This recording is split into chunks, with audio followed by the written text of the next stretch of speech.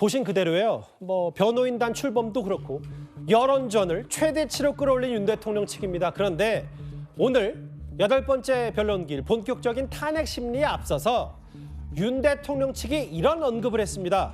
직접 한번 들어보겠습니다. 지금 헌법재판소는 헌법재판소법을 비롯한 명문의 법률 규정들을 위반하여 재판을 진행하고 있으며 결론과 선고 시기를 정해놓고 달리는 것처럼 신속한 진행과 위법 불공정한 심리를 계속하고 있습니다. 빠른 결정보다는 신속하고도 공정한 심리, 정확하고도 정치적 중립성을 견지한 심리가 무엇보다도 중요하며 그 결정에 대해 국민들이 신뢰할 수 있어야만 헌법재판소의 존재의 의의가 있다 할 것입니다. 그런데도 지금과 같은 심리가 계속된다면 대리인단은 중대한 결심을 할 수밖에 없다는 점을 말씀드립니다. 예, 논의해 보겠습니다. 논의해 보겠습니다라고 문영배 대행이 얘기를 했네요. 지금과 같은 심리가 계속되면 대리인단이 중대 결심을 할 수 있다. 정혁진 변호사님. 네네. 같은 변호사로서 이게 윤 대통령 측이 어떤 큰 결심을 하고 있다고 전망하세요? 글쎄요, 저는 할 수 있는 게 별로 없다라는 생각이 들거든요. 왜냐하면 헌법재판은 마지막 최종 한 번인데 그게 끝이란 말이죠. 그런데 헌법재판소의 재판 그 소장 직무대행이 재판을 저런 식으로 진행하고 있는데 변호인들로서는 할 수 있는 게 없는 거예요. 굉장히 무력하다. 그렇다라고 하면은 할 수 있는 유일한 거는 진짜 변호인들이 다 물러나겠다. 이 정도밖에 없는 것이 아닌가. 저는 그런 생각이 드는데 예. 그래서 제가 헌법재판소법 다시 한번 찾아봤습니다. 38조의 심판기간 나와 있는데 헌법재판소는 심판사건을 접수한 날로부터 180 이내에 종국 결정을 선고하여야 한다 이렇게 규정이 되어 있어요. 예. 그런데 헌법재판소 사이트 한번 들어가 보십시오. 이 규정을 헌법재판소는 어떻게 해석하고 있느냐. 이 규정은 훈시 규정이지 하여야 된다라고 규정되어 있음에도 불구하고 강행 규정이 아니라 훈시 규정이고 그렇기 때문에 180일 넘어서도 충분히 해도 괜찮다 이런 식으로 또 변명하고 있단 말이죠. 그런데 그렇게 시간을 넉넉히 쓰고 있는 헌법재판소가 다른 재판도 아닌 대통령 탄핵심리 재판을 왜 이렇게 빨리빨리 서두르고 있는가 거기에 대해서는 진짜 우리 국민들이 굉장히 납득할 수 없다 이건 말씀을 드리고 싶고 예. 딱 한 가지만 더 말씀을 드리면 조금 전에 예. 서영주 대변인께서 뭐라고 말씀을 하셨느냐 윤석열 대통령이 내란죄 저질렀다고 그랬잖아요. 내란죄 저지른 사람이 어떻게 광주에 갈 수 있느냐 이런 말씀하시지 않았습니까? 윤석열 대통령은 아직 재판 중입니다. 윤석열 대통령한테는 대통령이기 때문에 무죄 추정의 원칙이 배제가 되는 겁니까? 그런 이야기를 하면 안 되는 거고요. 만약에 그런 일을 한다라고 하면 기소가 됐으니까 당신은 유죄다 이렇게 유죄 추정의 원칙으로 간다라고 하면 똑같이 이재명 대표는요 뇌물 받은 사람이 되고 공직선거법도 위반하고 위증교사도 하고 다 그런 사람 아니겠습니까? 그러니까 그런 식으로 법리적으로 조금 문제가 있다는 말씀을 드리고 싶습니다. 최진 변호사님, 제가 말씀드리면 윤석열 대통령이 내란죄를 저질렀다 확정한 게 아니라 예. 그런 내란죄를 저지른 대통령에 대해서 옹호하는 세력들이 내려갔다고 했죠. 그리고 무죄 추정이요? 그러면 그렇게 이재명 대표에 대해서 무죄 추정에 대해서 그렇게 좀 보장이 좋습니까?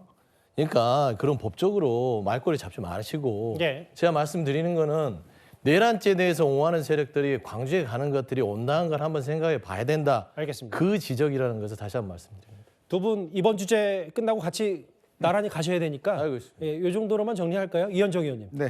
일단 변호인단 총사퇴 모르겠어요. 정혁진 변호사의 전망은 할 수 있는 게 별로 없지만 여러 헌재 압박용도 있을 수 있다. 다음 화면을 보겠습니다. 이 부분 만약에 18일에 변론이 정말 끝이 나면 2월 말에도 탄핵 심판의 결론이 나올 수도 있다. 그런데 뭐 이거는 저희가 방송 직전에 만든 그래픽 화면이기 때문에 이제 9차례는 됐죠, 최소한. 이걸 뭐 일률적으로 단순 비교할 수 없는데 박근혜 전 대통령 때만 해도 17번이나 하지 않았냐. 이 부분 때문에 이제 기일에 대한 윤 대통령 측 얘기, 또 특히 여권에서는 이거 이재명 대표 항소심 뭐 3월 초에 나오고 이 변수가 워낙 맞물리기 때문에 변론을 너무 하루에 2번 빨리 그것도 10번도 못 채우는 이런 비판은 있는 것 같더라고요. 그렇죠. 왜냐하면 이제 현직 대통령의 어떤 직을 사실은 이제 떨어뜨리는 이러한 중대한 판결이기 때문에 신중해야 된다는 아마 그런 공감대가 있는 것이고요. 그다음에 이제 여기 보시면 당시에 박근혜 전 대통령 같은 경우는 이제 본인이 직접 나오지도 않았습니다. 예. 근데 꽤 오래 진행된 것은 그때 당시에 이제 사건들이 여러 가지가 많았기 때문에 증인도 많았고 이번 같은 경우는 이제 대통령의 비상계엄에 대한 적법성 여부 뭐 한편으로 보면 좀 단순한 그런 어떤 사건 자체가 있는 것이죠. 예. 자, 그럼에도 불구하고 지금 이 진행되는 과정을 보면 굉장히 어떤 논란의 소지와 어떤 서로 증언이 맞지 않는 부분들이 분명히 있는 거 아니겠습니까? 그리고 최근에 이 좀 우리 사회가 둘로 갈라져서 꽤 불신이 심하고 서부지법 사태에서 보듯이 굉장히 폭력적으로 바뀔 수 있는 가능성도 충분히 있습니다. 예. 자, 그렇다면 저는 헌법재판소가 이런 좀 이 원래 헌법재판소는요, 그냥 어떤 법률뿐만 아니라 좀 정무적인 심판도 내리는 곳입니다. 그렇다면 헌법재판소가 이런 여론의 어떤 움직임, 동향도 저는 충분히 감안을 하고 그리고 이런 것들을 좀 신중히 판단을 해서 국민들이 느끼시기에도 이 정도 하면 이제 됐다라고 할 정도로 한다라면 저는 무슨 문제가 있겠습니까? 그러니까 그런 것들을 너무 원칙적으로만 이렇게 적용을 하다 보니 예. 서두르고 있는 것이 아닌가라는 그런 비판을 사는 것이고 그리고 이제 지금 변호인단은 사실은 뭐 해봤자 사실은 사퇴해봤자 지금 이미 다 마무리된 시점이기 때문에 예. 효과는 별로 없어요. 근데 문제는 이후입니다. 즉 헌법재판소가 어떤 결정을 내리고 난 이후에 과연 국민들이 왜냐 박근혜 대통령 때 좀 반발은 있었지만 그냥 마무리가 잘 끝나버렸어요. 예. 뭐 당시에 이제 뭐 노무현 대통령은 이제 그때 당시에는 기각이 됐기 때문에 그렇지만 지금 중요한 것은 결국 이 사태 이후에 국민의 여론을 어떻게 수습하느냐 거기에 달려 있는데 헌법재판소가 우리 그런 거 신경 안 써. 그냥 그건 알아서 하시고 이렇게 하면 안 되는 거거든요. 예. 본인들이 이런 것까지도 좀 판단해서 이런 상황들을 좀 더 심층적으로 해야 된다. 그 책무가 크다라는 말씀을 다시 한번 드리겠습니다. 알겠습니다. 중대 결심이라고 표현한 윤 대통령 측 얘기까지 상위권 주제로 만나봤다면요.